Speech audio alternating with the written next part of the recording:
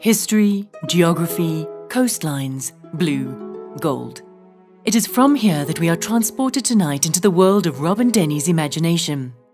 The artist's inspiration stems from a deep fascination with the sea. This exhibition, East Coast Gold, is an exploration of the changeability of geography. Our geography, how we place ourselves in it in order to maintain a sense of belonging and to determine how history intersects with our own, the inevitable interwovenness of culture, symbolism, and mythology.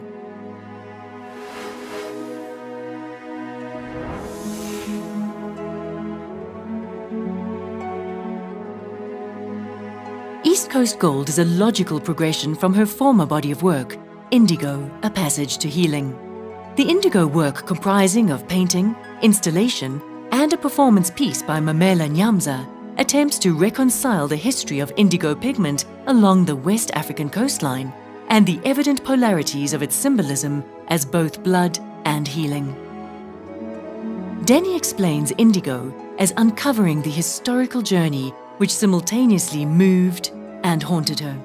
The extremes of beauty and pain held in a single pigment, indigo, the color that seduced the ancient world, has captivated her for years. The dichotomy of royalty and oppression. A piece of indigo cloth was traded for a slave life in colonized Africa. Denny focused on the Dahomey warrior, the Amazon women from sub-Saharan West Africa, and the insatiable appetite for the dye from the Dutch.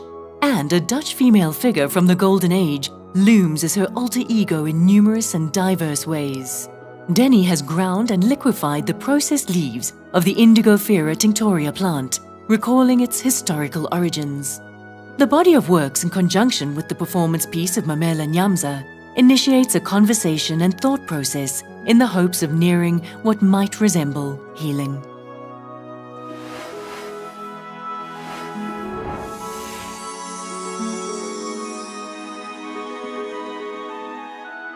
To remind us who we are in the world. We are whom we are because of our connectedness to other hemispheres, other civilizations. We cannot isolate ourselves. This is what RobynDenny is profoundly at odds with. She is concerned by the dismissal of Africa's provenance in the history of the world. And what RobynDenny has been trying to do by examining two coastlines, the west coast and the east coast of Africa, is show just how connected Africa is to the rest of world history. In terms of the paintings themselves, what's intriguing here is that RobynDenny is not trying to make history paintings. What she's trying to do allegorically is find ways in which we can trigger memories of the past and understandings of the present and intuitions of the future. So the work in many ways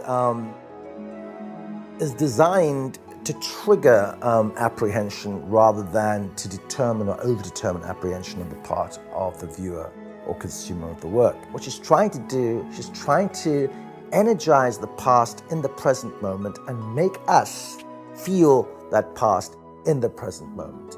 And in that moment, anticipate what our future can be.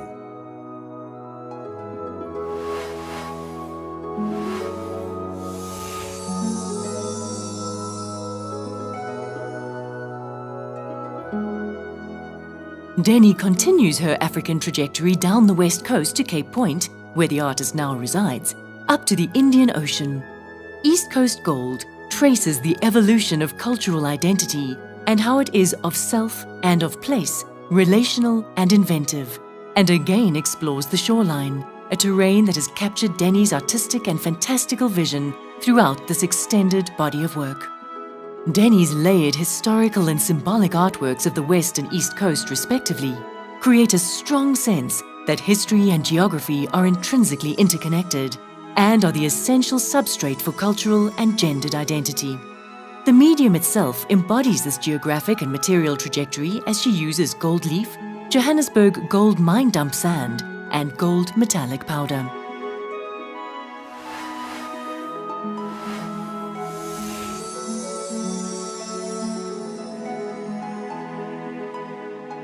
This exhibition reveals to us the artist's understanding of the undeniable truth that eras, decades, and times have been hybridized, merged, fused. This has resulted in a delectable marriage of cultures and identities that stem not just from Africa alone, as Denny deeply understands, but from the connectedness of geographies, particularly land and sea. Denny is interested in cruelty and compassion, beauty and violence, which never seem far apart. She asks the question in this modern world of technology, is it old-fashioned to work on canvas?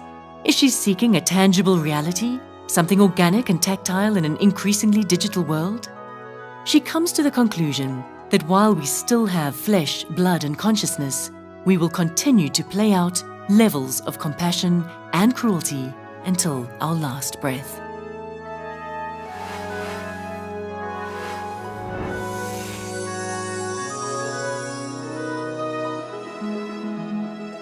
In the East Coast series, Denny casts her mind and meditations back to a peaceable time of Indian Ocean trade exchange between African, Arabic, Indian, and Chinese, and the time where this equilibrium was shaken by the warring Portuguese. What has emerged in these artworks is an expression of this violent colonial catastrophe in a clear representation of the aforementioned dichotomy of destruction and creation. Denny uses the sea as a symbol of our turbulent minds and injurious human nature. We need to learn to subdue the waves of our ruinous minds before we can achieve what Ashraf Jamal refers to as the others of ourselves.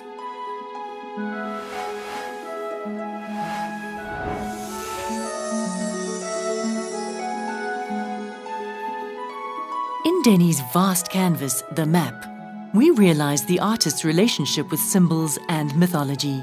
Our eye casts about looking for a central point, yet is unable to find one. We see the rook on the bottom right corner plucking elephants with its prehensile talons.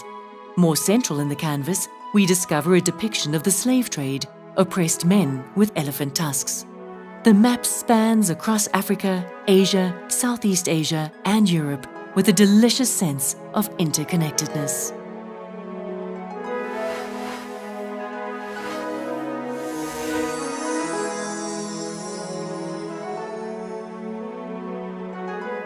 I am painting myself into relationship with my four protagonists. I'm asking the generous and visionary King Musa I of Mali about his library in Timbuktu and how he single-handedly changed the price of gold on his pilgrimage towards the East Coast and onwards to Mecca. I am inhaling the scent of the cinnamon peeler's wife and imagining the atrocities she saw in front of her. I'm curious about the deeply introspective Cape Malaysian and what she bore witness to. And I yearn to be the slipstream at the wings of the Golden Sphinx as she lifts herself above the getting and spending of the African East Coast. I have spent more than 1,000 hours with these figures, and by them am transformed.